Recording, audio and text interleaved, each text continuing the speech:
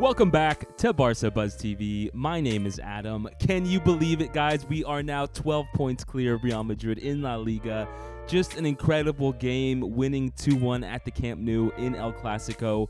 And who would have thought, right? The two players who had to sub in because Pedri's hurt, who, a lot of fans, including myself, aren't too happy to see get that first call up on the sheet to start a big game like this. Sergi Roberto gets the goal in the first half, and then Kessie comes on off of a beautiful Lewandowski back heel after he had a tough game. Fati taking the run and drawing defenders away, and then Balde putting it square for Kessie to have just a nice, cool finish. Seeing him so emotional after what has been, a year full of some growing pains was just sensational. I can't believe it. The team really just did everything we could have imagined. We've now beaten Real Madrid 3 times this year. Supercopa, the first leg of the Copa del Rey, and now in this Clasico at home, which is Xavi's first home Clasico, which is crazy because I think he's already managed like 6 Clasicos, but another W under his belt in a game that, really here makes the title very, very hard for Real Madrid to dream of, especially considering they still have the Champions League, of course, which I'm sure they're going to push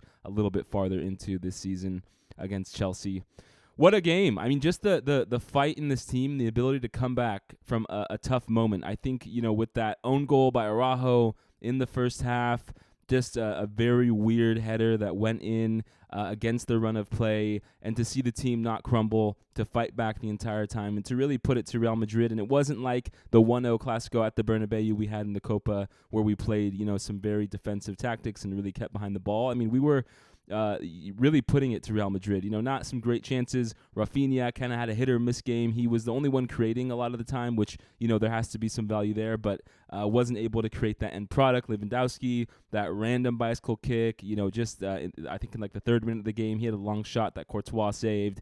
And to come back against Real Madrid with Courtois, who is just extremely good, and again was very good in this game for the most part of it, just shows a lot of the resilience this team has built. And I think, when we got a little bit scared, especially after we lost out of the Europa League and we've had so many 1-0 victories, I was never sure. I was never sure if we're going to have, whether it was the Copa game or this Clasico, we're going to have that kind of fumble that let the dam break of the mentality and the belief this team had with the, what I would say kind of outperforming what I would expect so far in this season. And it just never happened, right? Even as much as we have, reason to be critical of all those 1-0 victories, even as we have, reasons to be also forgiving of the team because of Pedri and Dembele's injury. I mean, they just keep getting the results we need, and I can't be more happy right now.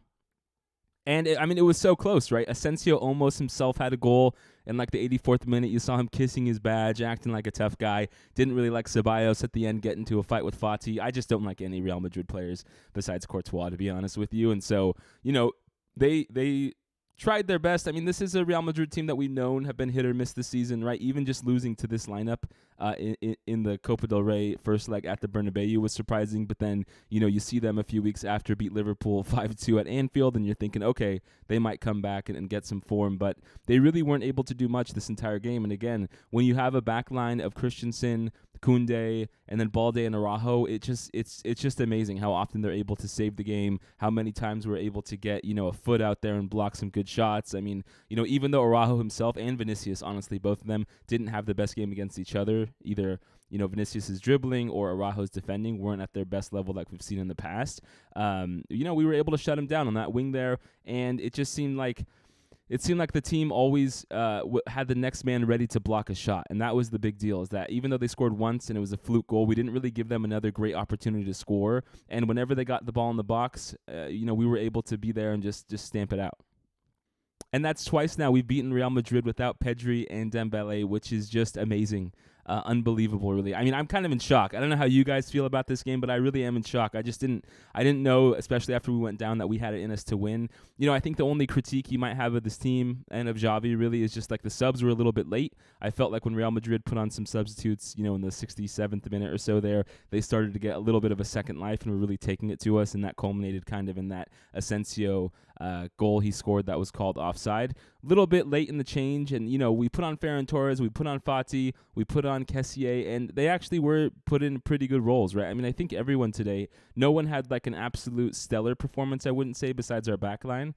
And, our midfield and attack, they all had, some strong positives, but also some pretty big negatives. But everyone was there putting in their best effort. We weren't seeing just a game where we let them have the ball and where we were giving up the ability to attack, right? Rafinha, as like I said earlier, he's a little bit hit and miss today. But the thing I love about him is even when things aren't going his way, even when, you can tell he's not on his 100% top form, he really never stops trying. And it's very similar to Dembele, right? They really are just able to create offense when we have, Sergi, Roberto, and Gavi up front, and they're not necessarily creating the offense that we need, especially in this game, the left side of the field. When you have that Balde, Gavi, Frankie de Jong left side, a lot of times it leaves a lot to be desired. And, it's only kind of those times when Balde is able to get on the run or on a little bit of a counterattack that we see create, offense created on that left side. And so that is something we'll have to solve. I think when Dembele comes back, and with Rafinha being on pretty good form, especially with goals and assists in the last few weeks, we might once again try the experiment of,